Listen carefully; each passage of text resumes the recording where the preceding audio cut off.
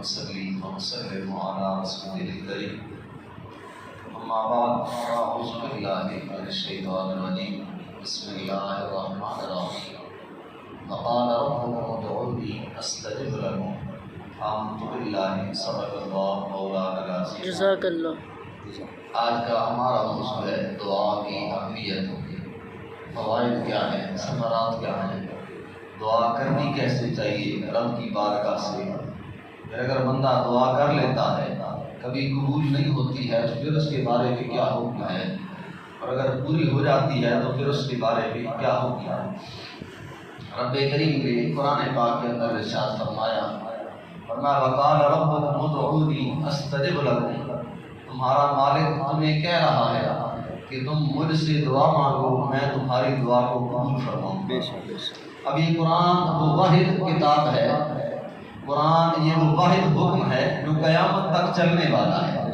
اور جس طرح پہلے دن اس کا حکم تھا قیامت تک اسی طرح اس کا حکم واجب رہے گا، اسی طرح اس کا حکم ظاہر رہے گا۔ اب جہاں رب کریم نے صحابہ کرام کے لیے حکم نازل کیا، وہی ہمارے لیے بھی یہ قرآن وہی حکم لے کر آ رہا ہے۔ مالک نے فرمایا وقال ربکم، اے میرے بندو تمہارا مالک تمہیں کہہ رہا ہے ادعونی استجب لکم، تمہارے لیے حکم یہ ہے کہ تم آ کے مجھے پکارو، میں تمہیں جواب عطا کروں گا، میں تمہاری دعا کو قبول فرماؤں گا۔ بندہ نماز میں کہتا ہے ایاک نعبد و ایاک نستعین، مالک میں عبادت صرف تیری ہی کرتا ہوں اور مدد بھی صرف تجھ سے مانگتا ہوں۔ پریشانی انسان کو لاحق ہو، مصیبت نے گھیرا ہوا ہو تو انسان کو ایک ہی در نظر آتا ہے اور وہ مالک کریم کا در ہوتا ہے۔ ہم گنہگار ہیں جیسے بھی ہیں، کبھی ایسا ہوتا ہے ہر بندہ اپنی اپنی زندگی کا مشاہدہ کرے گا کہ ویسے نمازوں کی کمی بھی ہو جاتی ہے، کبھی غفلت بھی ہو جاتی ہے،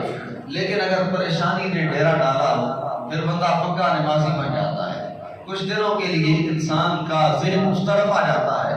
وہ کہیں نہ کہیں وعدہ بھی کر لیتا ہے، کہیں نہ کہیں اندر ہی اندر پختہ ارادہ بھی کر لیتا ہے کہ مالک پریشانی دور ہو جائے میں ہمیشہ اسی طرح آؤں گا، لیکن پھر انسان ہے جب آنا شروع ہو جاتا ہے وہ مالک جانتا ہے کہ یہ بعد میں کیا کرے گا، لیکن وہ اس آنے کے صدقے میں، وہ اپنی اس عبادت کے صدقے میں ہماری دعا کو قبول فرما لیتا ہے، ہماری مشکل کو دور کر دیتا ہے کہ ہمارا بندہ ہمیں یاد کرنے آ رہا ہے۔ لیکن ہم جیسے ہی پریشانی نکلتی ہے ہم ویسے ہی مسجد سے باہر نکل جاتے ہیں۔ وہ چند دنوں کی ہماری عبادت، وہ چند دنوں کا ہمارا جو رب کی بارگاہ میں جھکنا ہے، پھر وہ تو ہمارا رابطہ غرض کی وجہ سے ہو گیا ہے کہ ہم کسی غرض سے آئے تھے، جیسے ہی غرض پوری ہوئی ہم باہر نکل رہے ہیں۔ حضور نبی رحمت صلی اللہ علیہ وآلہ وسلم نے فرمایا رب کریم کا فرمان ہے وَإِذَا سَأَلَكَ عِبَادِي عَنِّي فَإِنِّي قَرِيبٌ، کہ محبوب جب میرے بندے آپ کی بارگاہ میں آ کے سوال کریں کہ ہم رب سے مانگتے ہیں، ذرا ہمیں بتائیں تو صحیح کہ جس وقت ہم دعا مانگ رہے ہیں اس وقت ہمارا مالک کہاں ہے۔ مالک کریم نے فرمایا محبوب انہیں بتا دیں فَإِنِّي قَرِيبٌ، جب میرا بندہ مجھ سے دعا مانگ رہا ہوتا ہے، کہیں اب دعا مانگ رہا ہے تو غفلت اس کی وجہ سے ہے، اسے پتہ ہی نہیں ہے میں مانگ کیا رہا ہوں، اس کا دھیان ہی نہیں ہے۔ فرمایا فَإِنِّي قَرِيبٌ، جب وہ ہم سے مانگ رہا ہوتا ہے ہم اپنے بندے کے قریب تر ہوا کرتے ہیں۔ اجیب دعوت الداعی اذا دعان، مالک نے فرمایا اتنے قریب ہوا کرتے ہیں کہ جیسے ہی بندہ ہمیں پکارنا شروع کرتا ہے ہم اپنے بندے کی بات کا جواب دینا شروع کر دیتے ہیں۔ سبحان اللہ۔ فَلْيَسْتَجِيبُوا لِي، رب نے فرمایا اگر ہماری طرف سے اتنی نوازشیں ہیں کہ جیسے ہی تو ہمیں پکارتا ہے ہم تجھے جواب عنایت فرما دیتے ہیں، پھر تیرے لیے بھی تو ضروری بنتا ہے کہ تو ہماری عبادت کرتا ہے، ہمیں یاد کرتا ہے۔ نبی کریم صلی اللہ علیہ وآلہ وسلم نے فرمایا لا یزید فی العمر الا البر، عمر میں کوئی چیز زیادتی نہیں کر سکتی ہے، یعنی یہ عمر ہے انسان کی، کوئی چیز اس عمر کو بڑھا نہیں سکتی ہے، مگر نیکی ایک ایسا کام ہے کہ آپ جتنی نیکی کرتے جائیں گے اللہ کریم اس نیکی کے بدلے میں آپ کی عمر میں اضافہ فرماتا جائے گا۔ پھر آگے فرمایا ولا یزید القدر الا الدعاء، بندہ کہتا ہے نا میری قسمت میں لکھا ہی ایسا ہے، قدرت میں لکھا ہی ایسی ہے۔ نبی کریم صلی اللہ علیہ وآلہ وسلم نے فرمایا قدرت کو کوئی چیز توڑ نہیں سکتی ہے مگر ایک دعا ایسی چیز ہے کہ جو کچھ آپ کے لیے لکھا ہے اگر آپ دعا کر دیں تو ہو سکتا ہے مالک دعا کے صدقے میں آپ کی وہ چیز بھی ڈال دیتا ہے، وہ مصیبت بھی دور کر دیتا ہے۔ جو کچھ لکھا ہے قسمت میں مالک دعا کے صدقے آپ کی قسمت کو تبدیل بھی فرما سکتا ہے۔ نبی کریم صلی اللہ علیہ وآلہ وسلم نے فرمایا لیس شیء اکرم علی اللہ تعالی من الدعاء، اللہ کریم کی بارگاہ میں کوئی چیز بھی دعا سے زیادہ عزت والی نہیں ہے۔ بندہ جیسے ہی دعا کرتا ہے تو فرمایا اس بندے کا مقام رب کے ہاں بلند ہو جاتا ہے۔ دعا جب رب کی بارگاہ میں پہنچتی ہے تو رب کریم کی طرف سے کہا جاتا ہے کہ یہ مجھے سب سے زیادہ پسند ہے، یہ عزت والی اور مکرم چیز ہے۔ حضور نبی رحمت صلی اللہ علیہ وآلہ وسلم نے فرمایا زمین پر جو بھی مسلمان ایسی دعا کرتا ہے جس میں کوئی گناہ نہ ہو، یعنی کسی کے مخالف کوئی بات نہ ہو، فرمایا کوئی بندہ کوئی ایسی دعا کرتا ہے جس میں کوئی گناہ نہ ہو، یعنی ایسا نہ کہے کہ دعا مانگ رہا ہو اور نیت اس کی یہ ہونا جو دعا مانگ رہا ہے کہ میں فلاں غلط کام کی طرف چلا جاؤں میری دعا قبول ہو جائے، فرمایا اگر اس میں گناہ نہ ہو دعا میں یا کسی سے قطع رحمی کا کوئی تعلق نہ ہو، وہ دعا ایسی مانگ رہا ہو مالک فلاں رشتہ دار سے میرا کھانا چھڑا دے، فلاں رشتہ دار سے میرا تعلق ٹوٹ جائے، فرمایا گناہ کا بھی الفاظ نہ ہو اور قطع رحمی کسی رشتہ دار سے رشتہ توڑنے کے بھی الفاظ نہ ہو، تو فرمایا اللہ کریم یا تو اسے وہی عطا کرتا ہے جو بندہ دعا کرتا ہے۔ دعا کی پہلی صورت یہ ہے کہ آپ جو مانگ رہے ہیں یا تو مالک کریم آپ کی دعا کو اسی طرح قبول فرما لیتا ہے جیسے آپ مانگ رہے ہیں۔ پھر فرمایا اگر ایسا نہیں ہوتا ہے تو پھر دیکھ لو مالک کریم ہو سکتا ہے تمہاری اس دعا کی وجہ سے تمہاری کسی مصیبت کو دور فرما دیتا ہے۔ مصیبت کوئی اور ہے تمہارے اوپر، دعا تم کوئی اور مانگ رہے ہو، وہ دعا تمہاری قبول نہیں ہوتی ہے جو تم مانگ رہے ہو، لیکن اس دعا کے صدقے سے مالک کہیں نہ کہیں تمہاری تکلیف اور مصیبت کو دور فرما دیتا ہے۔ فرمایا اگر یہ بھی نہیں ہوتا ہے کہ مصیبت بھی ٹل نہیں رہی ہے، دعا بھی ویسی قبول نہیں ہو رہی ہے، تو نبی کریم صلی اللہ علیہ وآلہ وسلم نے فرمایا اس دعا کی مقدار کے مطابق پھر تمہارے لیے قیامت والے دن اجر اور ثواب ذخیرہ کر دیا جاتا ہے۔ اس دن کے لیے جس دن تم نے رب کے سامنے حاضر ہونا ہے، کچھ نیکیاں تمہاری بارگاہ میں لائی جائیں گی، بندہ سوچے گا کہے گا مالک یہ تو نیکی میں نے نہیں کی تھی، یہ کس چیز کا ثواب ہے؟ تو رب کریم کی طرف سے آواز آئے گی، مالک کریم کی رحمت پکار کے کہے گی ہمارے بندے تم نے ہمیں دنیا میں یاد کیا تھا، ہم سے دعا مانگی تھی، ہم نے اس وقت تمہیں یہ عطا نہیں کیا تھا، تمہاری تکلیف کو بھی دور نہیں کیا تھا، لیکن ہم نے تمہارا ثواب اکٹھا کر رکھا تھا آخرت کے لیے، آج ہم تمہیں تمہاری اس دعا کا ثواب عطا فرما رہے ہیں۔ ایک صحابی رسول صلی اللہ علیہ وسلم آگے بڑھے، کہا حضور اگر حکم ایسا ہے تو پھر تو ہم بہت زیادہ دعا مانگنے والے ہو جائیں گے، بہت زیادہ رب سے مانگنے والے ہو جائیں گے۔ میرے کریم محمد علیہ السلام نے فرمایا تم مانگنے والے بنو، رب کی بارگاہ میں کوئی کمی نہیں ہے، تم زیادہ مانگنے والے بنو گے مالک کریم زیادہ عطا فرمانے والا بن جائے گا۔ تو اگر ایسا ہو بندہ ہوتا ہے نا کبھی کوئی مصیبت ہوتی ہے، انسان دعا مانگتا ہے پھر پریشان بھی ہوتا ہے، کہتا ہے میری دعا قبول نہیں ہوتی ہے، پھر کہیں زبان سے ایسے لفظ بھی کہہ بیٹھتا ہے، کہتا ہے رب کی رحمت مجھے نہیں دیکھ رہی ہے، کہیں نہ کہیں ایسے بھی کہہ بیٹھتا ہے، کہتا ہے مالک رحم فرمان، اب یہ اس کا اور مالک کا معاملہ ہے، اگر وہ اکیلا بیٹھا ہے تو ایسے الفاظ کہتا ہے نا مالک مجھ پر رحم فرمان، پھر تو کوئی حرج نہیں ہے، لیکن اگر مجمع میں بیٹھا ہے کسی کے ساتھ ذکر کر رہا ہے اور کہہ رہا ہے میرا مالک مجھ پر رحم نہیں فرماتا ہے تو یہ الفاظ غلط ہیں، یہ الفاظ ویسے نہیں ہیں جو رب کی شان کے لائق ہیں۔ بندہ اکیلا بیٹھا ہے دعا مانگ رہا ہے، پھر اس کے مالک کا معاملہ ہے، وہ جیسے بھی الفاظ ذکر کرتا ہے مالک قبول فرمانے والا ہے، لیکن کسی اور کے سامنے رب کریم کی ذات کا ذکر ایسے کرنا وہ بندہ مومن کو زیب نہیں دیتا ہے۔ آپ کا کام ہے آپ مانگتے جائیں۔ مثال اگر کوئی حدیث مبارکہ کے حوالے سے اب اگر وہ دعا ہماری قبول نہیں ہو رہی ہے، تکلیف یا مصیبت بھی اس سے دور نہیں ہو رہی ہے، تو کیا وہ ہمارے لیے اچھا نہیں ہے کہ وہ قیامت والے دن ہمارے لیے نیکیاں بن کے ظاہر ہو جائے؟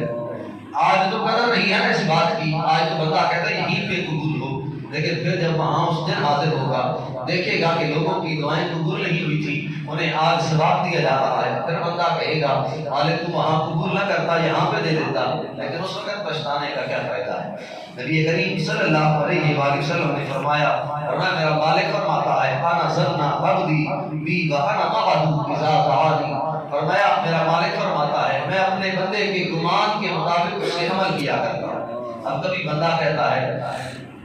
گھر میں مصیبت نہ بھی ہونا، ابھی کچھ مثلا مثال کے طور پر اب ایک مرتبہ کوئی اولاد پیدا ہوئی ہے، وہ بیٹا ہے بیٹی ہے، کہیں نہ کہیں معذور ہے، کہیں اس میں کمی بیشی ہے، کہیں عقل میں کمی ہے، اب دوسری بار پیدا ہونے لگے تو کوئی پوچھے کہ کیسا ہوگا تو پہلے ہی کہیں نہ کہیں شکوا کرنا شروع کر دیتا ہے، کہتا ہے میری تو قسمت ہی ماڑی ہے، میرے ساتھ تو آگے بھی ایسے ہوا تھا پھر ایسے ہی ہوگا۔ اب اگر اس کے ساتھ ایسے ہوتا ہے نا تو یہ رب کریم فرما رہا ہے انا ظننا عند عبدی بھی، میں بندے کے گمان کے مطابق اس سے عمل کیا کرتا ہوں۔ اگر وہ کوئی چیز حاصل ہونے سے پہلے ہی کہہ دیتا ہے، اب بارش آ رہی ہے، اب بندہ کوئی ایسا ماڑا بھی ہوتا ہے، کبھی اس کے ساتھ ایسا ہوا ہے، ابھی پچھلے سال ہوا ہے کہ سب کی فصل بچ گئی تھی، اس کی فصل خراب ہوئی ہے، اب اس بار وہ دیکھ رہا ہے بارش ہونے والی ہے، پہلے ہی کہنا شروع کر دے گا میری تو پہلے بھی خراب ہو گئی تھی، اب بھی میری قسمت ماڑی ہے، تو اب پھر اس کے ساتھ وہی معاملہ کیا جائے گا۔ کیوں؟ کیونکہ مالک فرما رہا ہے جیسے میرا بندہ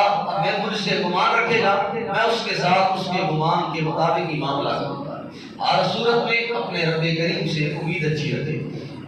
جیسی کی حالت آ جائے، جیسی کی صورت آ جائے، مومن کو یہ زیر نہیں دیتا ہے کہ وہ رب کریم کی طرف کسی غلط چیز کی نسبت کرے، نقصان کی نسبت کرے۔ یہ بارشیں، یہ فصلوں کا خراب ہونا یہ ہمارے اعمال کی وجہ سے ہے، رب کی رحمت میں کوئی کمی نہیں ہے۔ دیکھیں وہ ہمیں اتنی رحمتوں سے نواز رہا ہے، اتنی مہنگائی کے دور میں بھی بندہ کام کرتا ہے، ایک کام کرتا ہے نا، گھر میں 10 کھانے والے ہیں، وہ مالک ہمیں ہر وقت کھانے سے نواز رہا ہے۔ اگر اپنے بزرگوں کو دیکھ لے تو پیسہ بڑا نہیں ہوتا تھا ان کے پاس، مال اتنا نہیں ہوتا تھا، ہر بندہ کام بھی کرتا تھا، وہ سارا دن مزدوری کیا کرتے تھے، وہ سارا دن کھیتوں میں کام کیا کرتے تھے، سارا دن جانوروں کے ساتھ لگے رہتے تھے، پیسہ نہیں اتنا ہوتا تھا، لیکن جب بھی بیٹھتے تھے رب کا شکر ضرور ادا کیا کرتے تھے، مالک کا شکر ادا کیا کرتے تھے۔ آج ہم سارا کچھ کھا پی رہے ہیں، ساری آسائشیں موجود ہیں،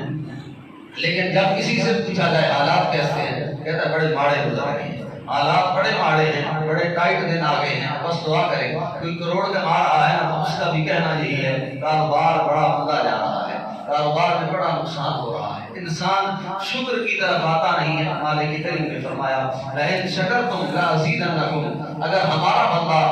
ہماری بارگاہ میں شکر ادا کرنا شروع کر دے، مالک نے فرمایا ہم اس کے رزق میں اضافہ فرمانا شروع فرما دیں۔ سبحان اللہ۔ اب یہ رب کریم کا فیصلہ ہے، تم شکر کرنے والے بنو، کھانا کھا لو تو ضروری ہے، کچھ نہیں بھی پڑھتے ہو نا، دعا نہیں بھی کرتے ہو، صرف کہہ دو شکر الحمدللہ۔ اب جیسے ہی تم شکر کرتے جاؤ گے مالک تمہارے رزق میں اضافہ فرمانا شروع فرما دے گا۔ حضور نبی رحمت صلی اللہ علیہ وآلہ وسلم نے فرمایا